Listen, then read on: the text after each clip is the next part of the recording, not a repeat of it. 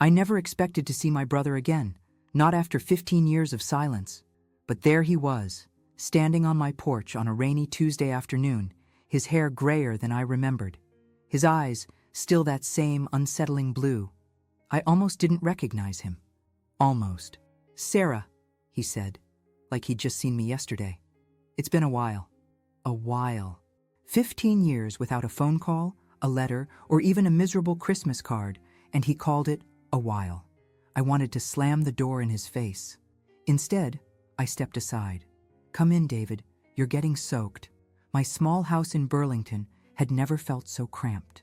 David looked around, taking in the family photos on the wall. My daughter's high school graduation, my son's wedding, moments he'd missed entirely. His absence hung between us like an uninvited guest. "Nice place," he said, rubbing his hands together. "Cozy." I made coffee because I needed something to do with my hands. Otherwise, I might have thrown something at him. The kitchen clock ticked loudly in the silence. Outside, Vermont rain tapped against the windows, gentle and persistent. "Mom's sick," I finally said, placing a mug in front of him. "Terminal. That's why you're here, right? Someone finally tracked you down." He wrapped his fingers around the mug but didn't drink. "Aunt Judy called me, said I should come home before it's too late." Aunt Judy, of course.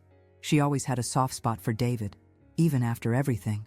"Well, you're about 3 months too late for a real conversation with her. The dementia's bad now. Some days she doesn't know who I am." I couldn't keep the bitterness from my voice. "But hey, better late than never, right?" He flinched. "Good. I'm sorry, Sarah. I know I've been—" "Don't." I cut him off. "Just don't. 15 years, David. Dad died 8 years ago, did you know that? Heart attack while shoveling snow.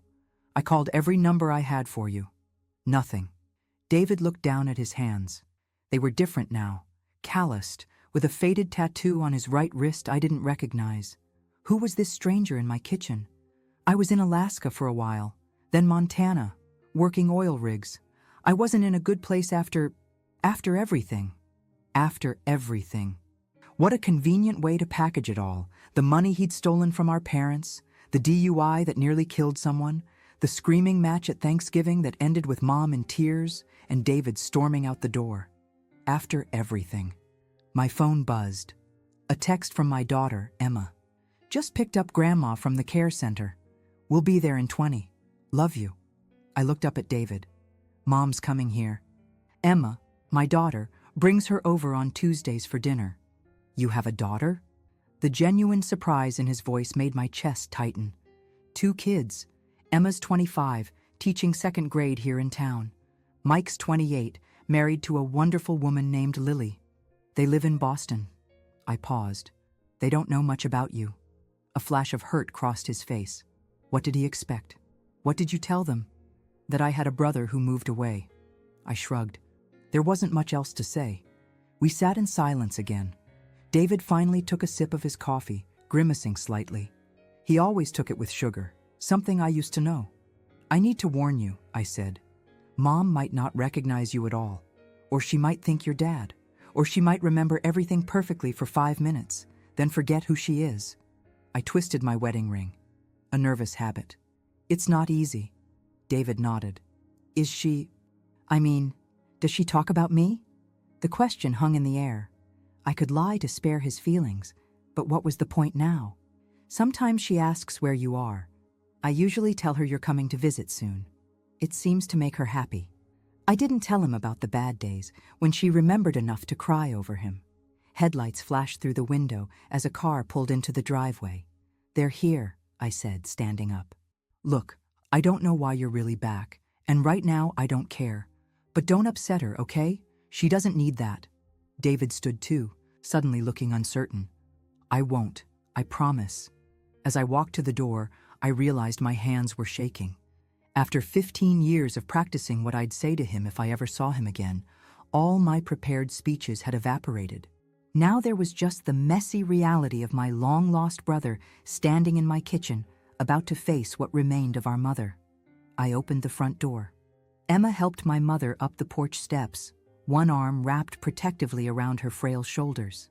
Mom was smaller than I remembered from just last week. shrinking before my eyes.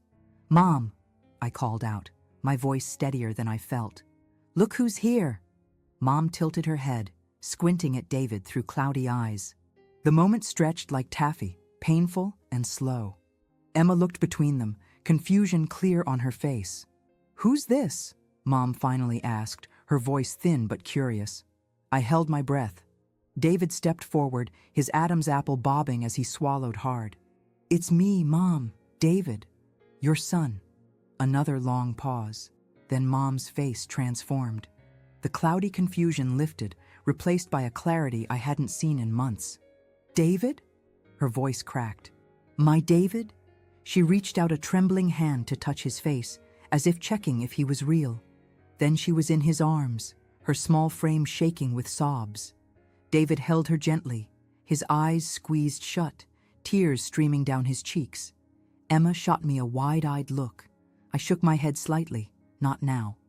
"Let's get everyone inside," I said, ushering them toward the living room. "Dinner's almost ready." Over Mom's shoulder, David mouthed, "Thank you." I just nodded curtly. Dinner was surreal. Mom kept reaching over to touch David's hand, as if reassuring herself he was really there. She was more lucid than she'd been in weeks, telling stories about David's childhood that even I had forgotten. "Remember when you broke your arm climbing the Henderson's oak tree?" she asked, laughing. "Your father was so mad, but secretly proud you'd made it higher than any other kid in the neighborhood." David smiled. "Yeah, and you made me chocolate chip pancakes every morning for a week because you felt so bad." "Always were partial to you," I muttered, then immediately regretted it when Mom's smile faltered. Emma, bless her, jumped in. "So, Uncle David, where have you been living? Mom rarely mentioned you." The table went quiet. David cleared his throat. "All over, really. Alaska for a while. Beautiful country up there. Cold, though. Then Montana, Wyoming, working oil rigs mostly." He glanced at me. "Not exactly the college path your mom took." "At least I stuck around," I said. Mom's hand trembled as she set down her fork. "Sarah, please. Your brother is home now." Home. Like he deserved to call it that. After dinner, Emma took Mom to the bathroom, leaving David and me alone in the kitchen. "She seems happy to see you," I said, scrubbing a pot with unnecessary force. "Yeah." David leaned against the counter. "She's worse than I expected." "What did you expect after 15 years? The pot clattered in the sink. "A welcome home party?" "I didn't expect forgiveness, Sarah." His voice was quiet. "I just needed to see her before she dies?" I faced him. "Where were you when she broke her hip last year? Or when she had to sell the house because she couldn't remember to turn off the stove? Where were you when I had to explain to my children why their grandmother sometimes calls them by the wrong names?" David's shoulders slumped. "I was a coward. You were selfish." I grabbed a towel to dry my hands. "You always have been. Even now, you're here because you need closure, not because she needs you. That's not fair." "Fair?" I laughed, harsh and brittle. "You want to talk about fair? I've been here, David, every day. Doctor's appointments, medications, middle-of-the-night phone calls when she's confused and scared. Dad's funeral, all of it." My voice broke. "You don't get to walk back in when it's convenient and act like family." The sound of the bathroom door opening cut our conversation short. Emma helped Mom back to the living room, settling her on the couch. "I'm tired, Sarah," Mom said, suddenly looking every bit her 82 years. The clarity from dinner was fading, her eyes growing distant again. "Who's coming to take me home?" My heart sank. "You're visiting me today, Mom. Remember? Emma picked you up from Maple Ridge." Mom frowned, confused. "No, that's not right. I live in the blue house on Elm Street with Robert. My father, dead 8 years now." David looked stricken. I gave him a look that said, "See? It's okay, Grandma," Emma said gently. "We'll get you back home soon." Mom nodded, then turned to David with a polite smile. "Are you the new nurse? You look familiar." The light in David's eyes dimmed. "No, I'm an old friend." "Oh, that's nice." Mom patted his hand absently, then turned to me. "Sarah, have you heard from David lately? He promised to call on my birthday." Emma bit her lip, looking between us. David stood abruptly. "I need some air," he muttered, heading for the front door. I let him go. Part of me, a small, mean part I wasn't proud of, was glad he was finally seeing the reality I'd been living with. After he left, Emma helped me get Mom ready to return to the care facility. As we waited for the transport van, Emma finally asked the question I'd been dreading. "Mom, why didn't you ever tell us about Uncle David?" I sighed, watching through the window as my brother paced on the sidewalk, smoking a cigarette. In the fading light, he looked so much like our father it hurt. "It's complicated, honey. We had a falling out before you were born. He made some bad choices." "People change," Emma said quietly. I turned to look at my daughter, kind, forgiving Emma, who always saw the best in everyone. "Some do," I conceded. "But trust has to be earned back." The transport van pulled up. As Emma helped Mom into her coat, Mom suddenly grabbed my hand. "Is David coming back?" she asked, her eyes clear for just a moment. "Please tell him to come back this time." I swallowed the lump in my throat. "He's right outside, Mom. He came back."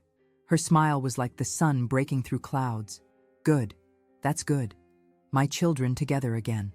As the van pulled away, David approached cautiously, crushing his cigarette under his boot. "Is she gone?" "Yeah." I crossed my arms against the evening chill. "She goes back to Maple Ridge at night. It's safer for her there." David nodded, looking lost. "She forgot me." "She forgets everyone," I said, softer now. "Even herself sometimes." We stood in silence, watching the taillights of the van disappear around the corner. 15 years of anger and hurt pressed against my ribs, but seeing him look so broken made it harder to hold on to. "You should come inside," I finally said. "Emma has questions, and if you're sticking around, we have a lot to talk about." David looked up, surprise flashing across his face. "You'd let me stay?" "I didn't say that," I replied. "But Mom asked me to tell you to come back, so here's your chance to keep at least one promise to her." Emma made tea while David and I sat at opposite ends of the sofa, the distance between us filled with unspoken words.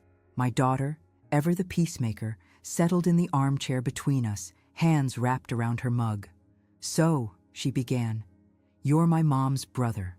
The one in the single photo Grandma keeps by her bed." David looked surprised.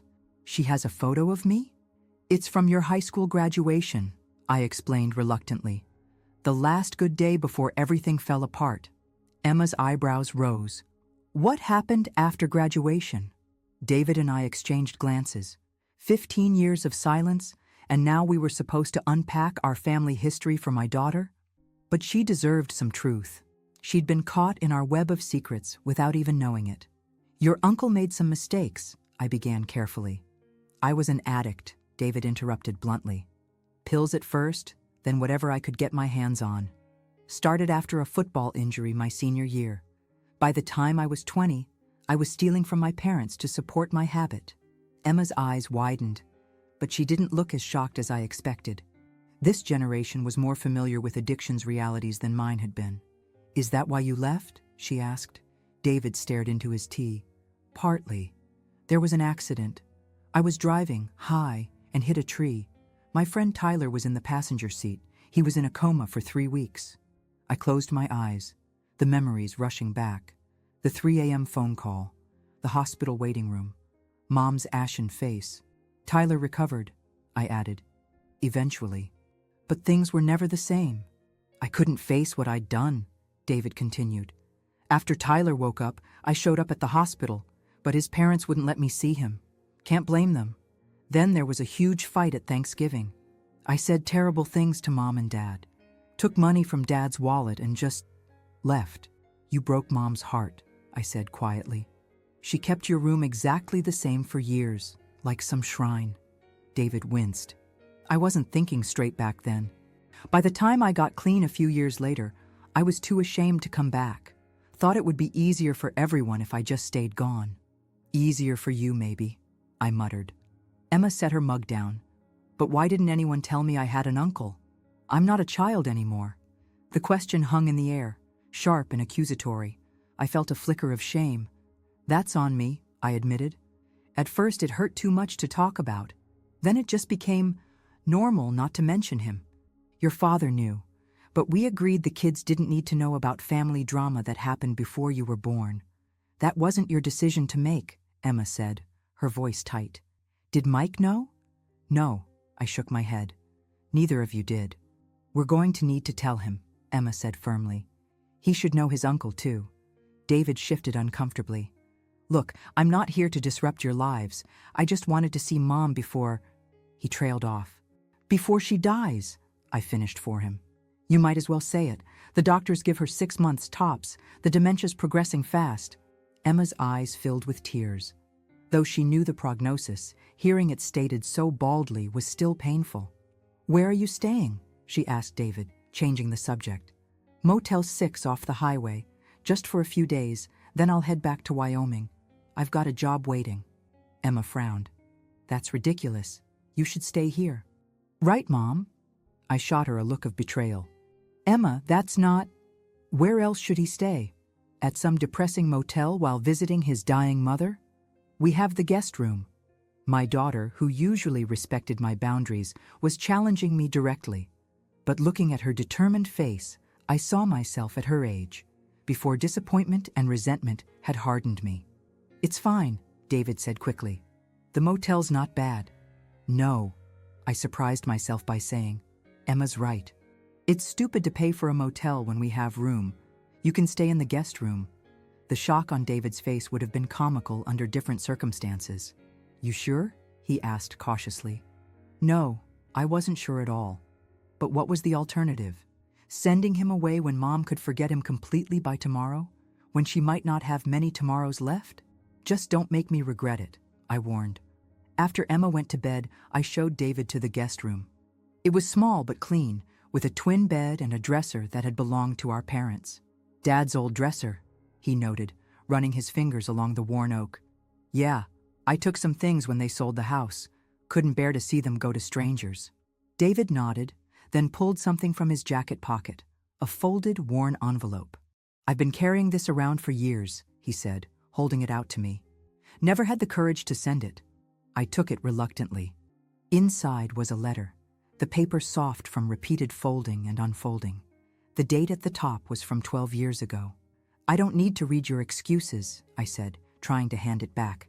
They're not excuses, just the truth.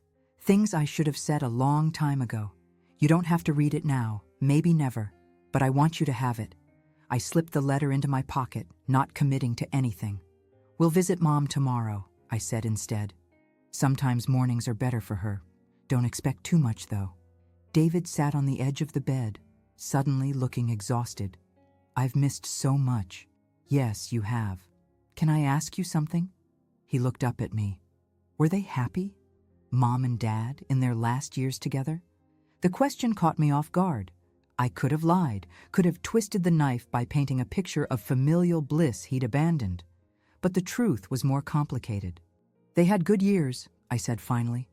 After the initial grief wore off, Dad never stopped looking for you, though. Hired a private investigator once, checked hospitals and morgues whenever there was an unidentified body on the news. David closed his eyes. Pain etched across his face. And Mom kept your letters. His eyes flew open. What letters? I never sent any. The ones she imagined you sent. She'd tell me about them. How you were working on an oil rig, or traveling in Europe, or getting your degree. She created a whole life for you. It was easier than accepting you just vanished. The silence between us felt different now, heavier with understanding, rather than just anger.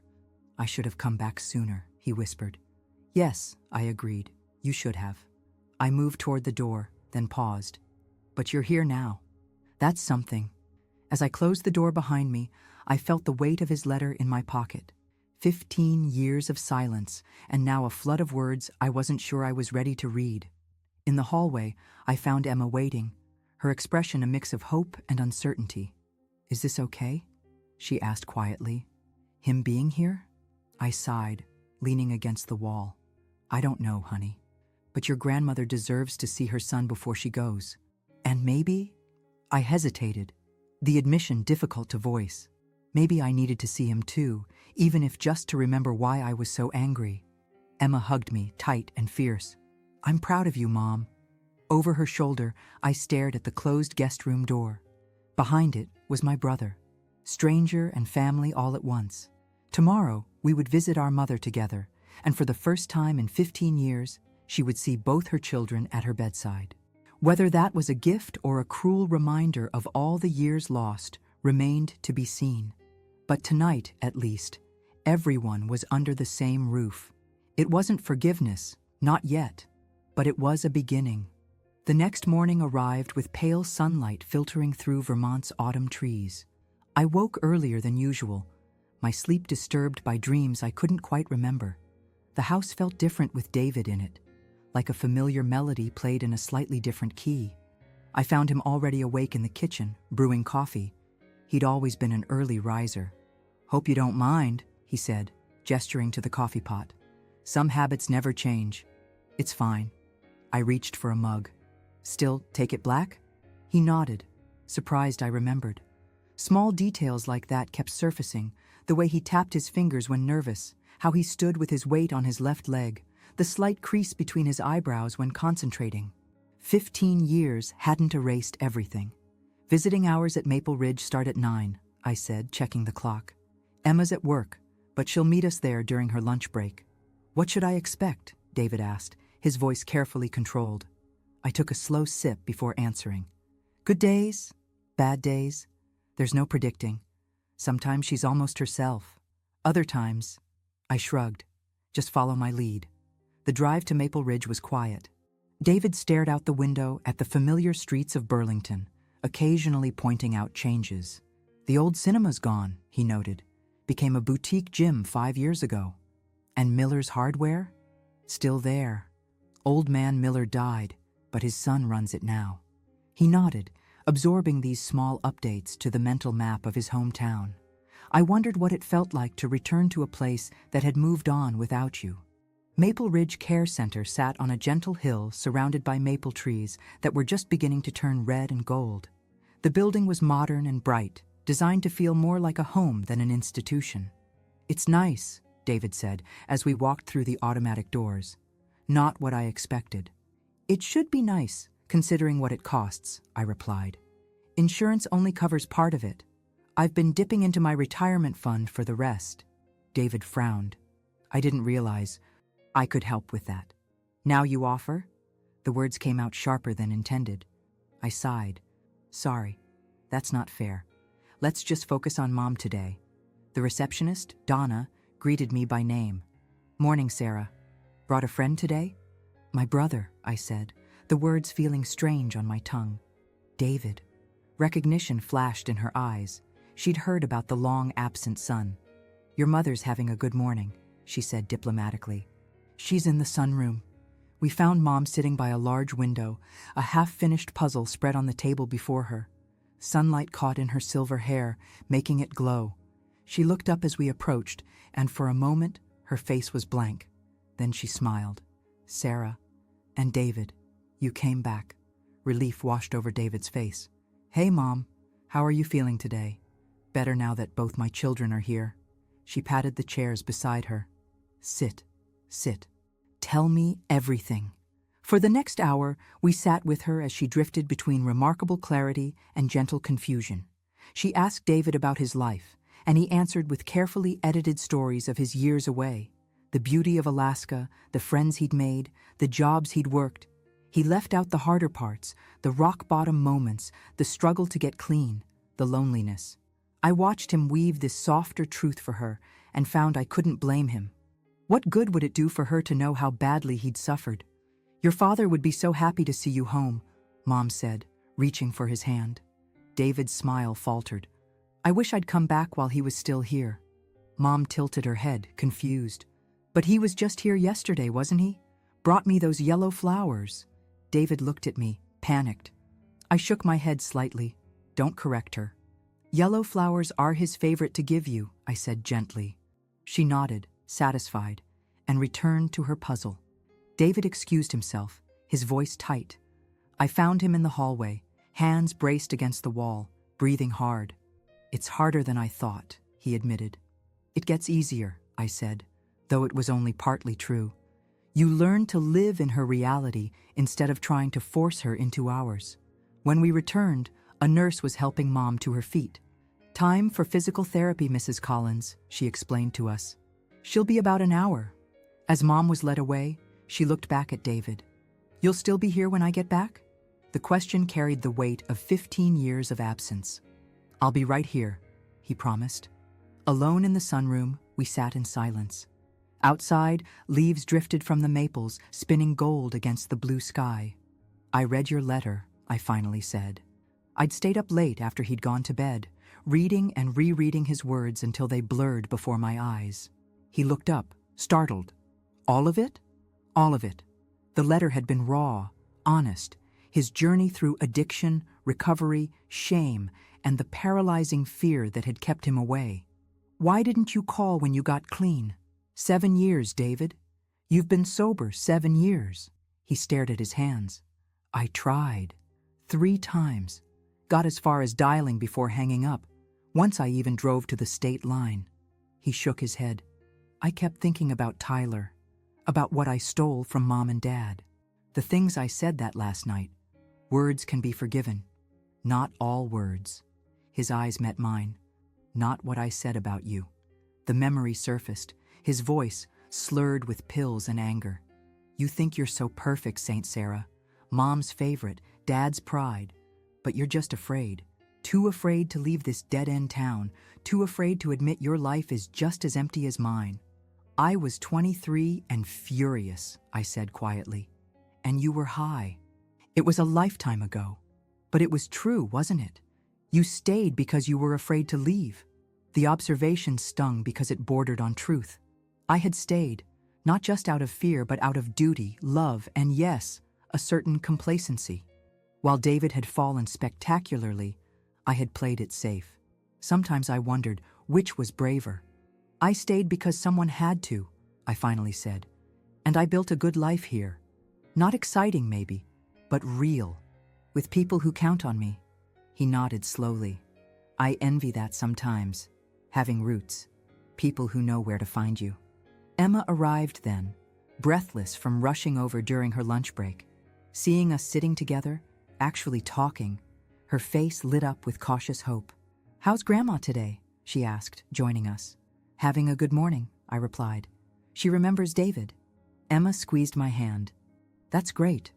As we waited for Mom to return, Emma drew David into conversation about his life in Wyoming, his work on the oil rigs, the small apartment he rented near the mountains. She showed him pictures of her brother Mike and his wife, of their small house in Boston, of the dog they'd recently adopted. Watching them, I felt something shift inside me. Not forgiveness exactly, but its prerequisite, understanding. We were still broken, David and I, but perhaps not beyond repair. 3 days passed in an uneasy truce. David visited Mom every morning while I handled work calls from home. We'd meet for lunch at the care center, then part ways again, him to explore the changed landscape of Burlington, me to run errands or catch up on household tasks. By dinner, we'd converge at my kitchen table with Emma, our conversations carefully navigating around the deeper issues still unresolved between us. It was Wednesday evening when things shifted again. Emma was out with friends, and David and I were washing dishes side by side, him washing, me drying, the way we'd done as teenagers. "Mike's flying in this weekend," I mentioned, putting away a stack of plates. I'd called my son the day after David arrived, explaining the situation as best I could. After the initial shock, he'd booked a flight from Boston. "Nervous about meeting him?" I asked when David didn't respond. He scrubbed harder at a stubborn pot. "Wouldn't you be?" "Hey, nice to meet you. I'm the uncle who abandoned the family before you were born." He's curious, not judgmental. That's not how I raised him. David handed me the clean pot. "You did good with them. Emma's amazing, smart, compassionate, and from what you've said about Mike, they're the best parts of my life," I said simply. "Did their father help? Before the divorce, I mean?" I hesitated. David didn't know the full story. How could he? He'd been gone when I met Tom, gone when we married, gone when things fell apart. Tom was complicated. Good with the kids when he was around, but that wasn't often enough. I arranged the pot on its hook. The divorce was actually better for everyone. Clearer boundaries. David nodded, handing me the last glass. Emma mentioned he lives in California now? San Diego, has a new family, sends birthday cards, calls on holidays. It's civil. With the dishes done, we drifted to the living room. I poured us each a glass of wine, a peace offering of sorts. David accepted his with a grateful nod. "Can I ask you something?" he said after a moment. "Something I've been wondering since I got back. Depends on what it is." He swirled the wine in his glass. "That last Thanksgiving, before I left, Mom and Dad were fighting about something they didn't want me to know about. Do you remember what it was?" The question caught me off guard. That Thanksgiving had been such a disaster, culminating in David's explosive exit, that the earlier tension between our parents had faded from memory. "Not really," I said. "Why?" "I found something in Mom's room at Maple Ridge. A photo I'd never seen before, tucked in her Bible." He pulled out his phone, opened the gallery, and handed it to me. The photo showed a young woman, maybe 20, with familiar eyes and a hesitant smile. She was standing by a lake I didn't recognize, her hand resting on a slightly rounded stomach. The picture was dated June 1975, 2 years before I was born. "Who is she?" I asked, though something about her eyes, Mom's eyes, made my stomach tighten. "Turn it over." I swiped to the next image, the back of the photo, where faded handwriting read, "Elizabeth, 5 months, sending my love. Always." "See, Elizabeth was Mom's middle name," I said slowly. David nodded. "I asked one of the nurses about it.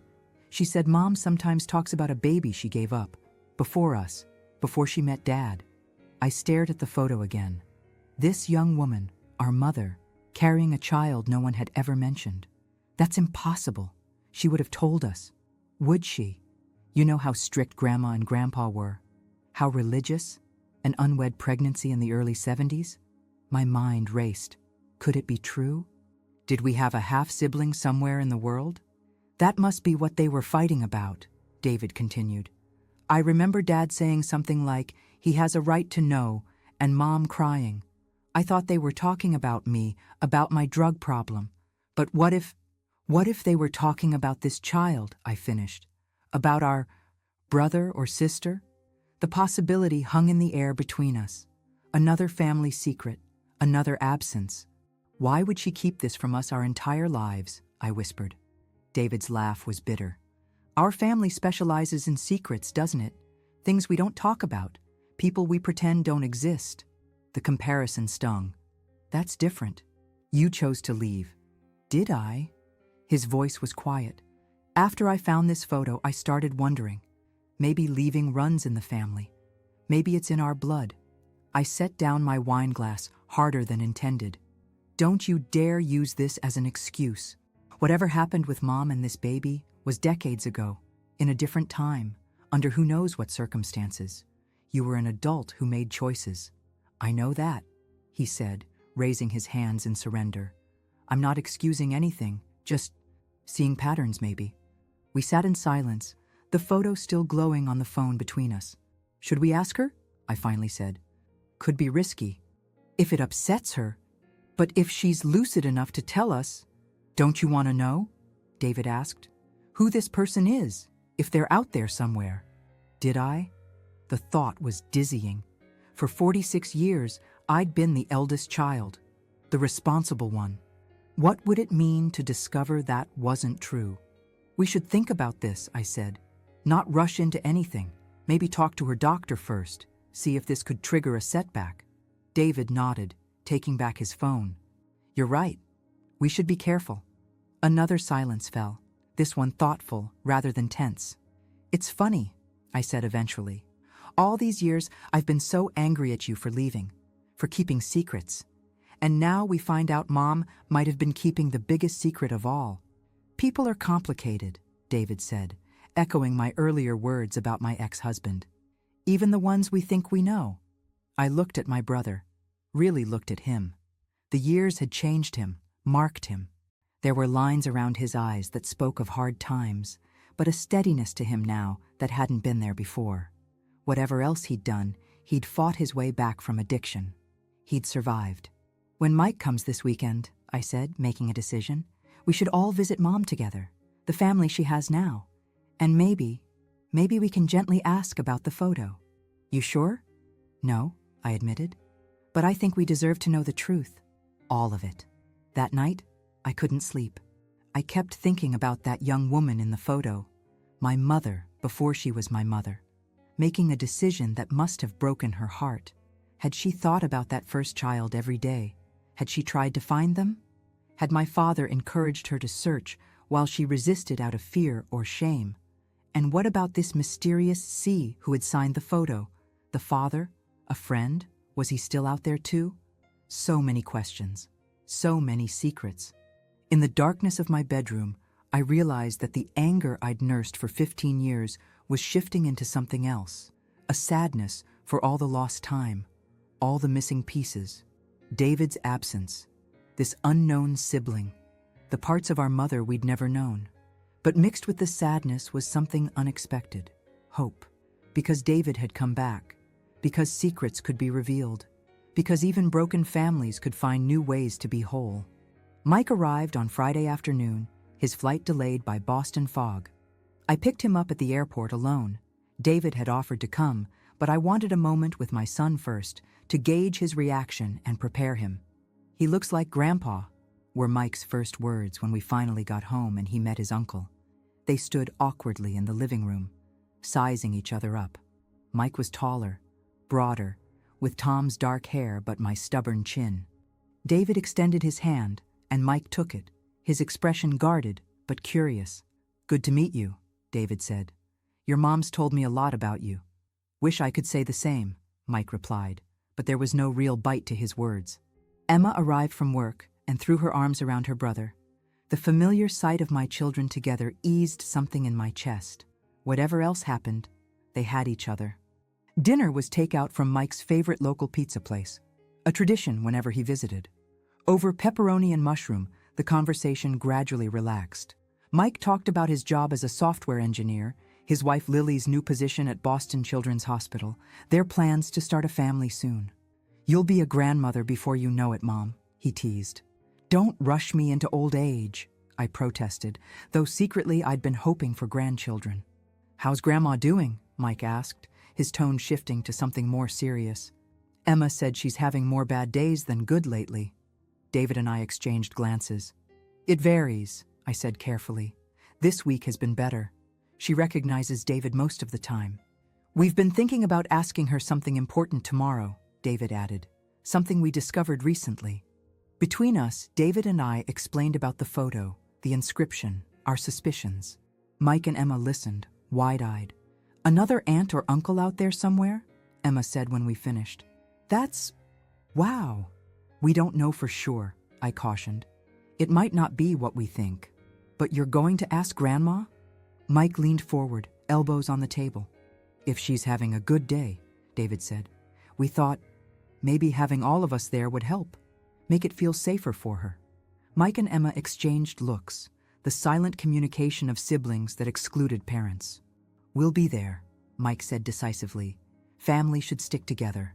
The words hung in the air, a gentle rebuke to David perhaps, but also an olive branch. David nodded, understanding both meanings. Later, after Emma and Mike had gone upstairs to catch up, David helped me clean the kitchen. "He seems like a good kid," he said, stacking plates in the dishwasher. "The best," I agreed.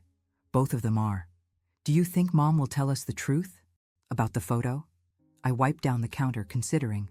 "I don't know. She's kept this secret for what, 50 years? But the dementia sometimes loosens things. Memories she'd buried might be closer to the surface now." David nodded, then asked the question I'd been avoiding. "And if there is someone out there, this half-sibling, what then? Do we try to find them?" "I honestly don't know," I admitted. "They might not even know they were adopted. It could turn their world upside down. Or they might have been searching for her their whole life. The possibility hung between us, another reunion, another chance to heal an old wound. "Let's just take it one step at a time," I said. "First, we find out the truth from Mom. Then we decide together what to do with it." "Together," David repeated, the word sounding like a promise. Saturday morning dawned bright and clear. one of those perfect autumn days Vermont is famous for. We drove to Maple Ridge in 2 cars, David with me, Mike and Emma following. The care center was quiet, most residents still at breakfast. "Mrs. Collins is in the garden," the weekend nurse told us. "She's having a very good day." We found Mom sitting on a bench beneath a maple tree, its leaves a brilliant red against the blue sky. She looked up as we approached, her face lighting with recognition. "All my children at once," she said, delighted. "What a wonderful surprise." Mike knelt beside her, taking her hand. "Hi, Grandma. It's good to see you." "Michael," she touched his cheek. "You look more like your grandfather every time I see you." And Emma, beautiful as always. We arranged ourselves around her, Mike and Emma on either side of the bench, David and I standing nearby. The garden was empty except for us, peaceful in the morning light.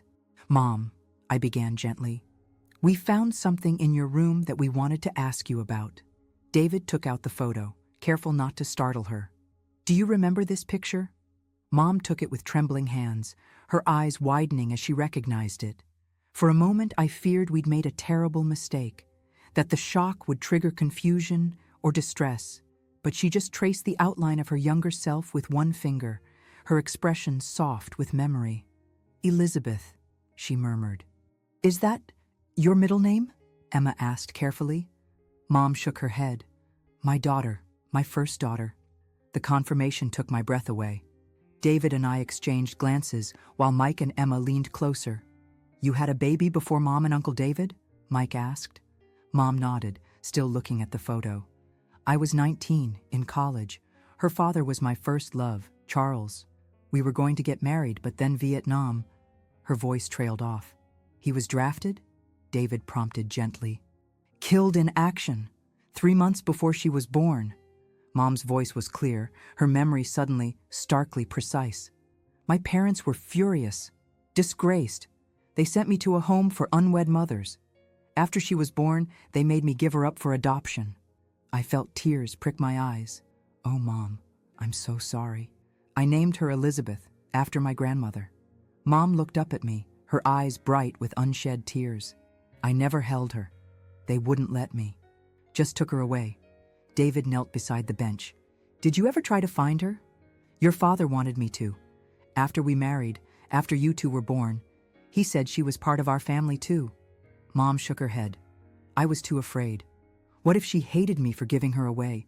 What if she had a good family and didn't want to know me?"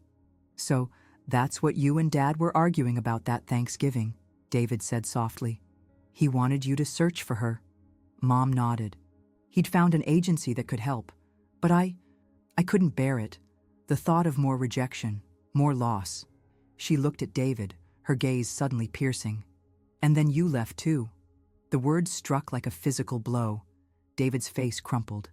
"Mom, No. She patted his hand. "I understand now, better than anyone. We both let fear keep us from the people we loved." We sat in silence, absorbing the weight of her words, the enormity of the secret she'd carried.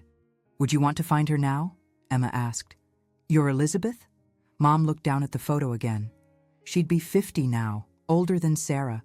She might have children of her own, grandchildren." She took a shaky breath. "Yes, I think I would. Before it's too late." Mike straightened his shoulders. Decision made. "Then we'll help you find her. All of us," David added. "Together." Mom looked around at us, her children, her grandchildren, and something in her face eased, as if a burden carried for decades had finally been set down. "My family," she said, reaching for our hands. "All my family." As we sat there in the garden, connected by touch and by truth, I looked at my brother across our mother's silver head. The anger that had defined our relationship for 15 years was still there, but diminished now, crowded out by newer emotions, understanding, compassion, and something like forgiveness. We had both failed and been failed. We had both hurt and been hurt. We had both kept our distance when we should have drawn closer. But we were here now, in this moment, helping our mother heal an even older wound. And in doing so, perhaps healing our own. "We'll find her, Mom," I promised. "And whatever happens next, we'll face it together." Together. The word felt right. No longer a painful reminder of what we'd lost, but a commitment to what we might still build. A family, imperfect but complete at last.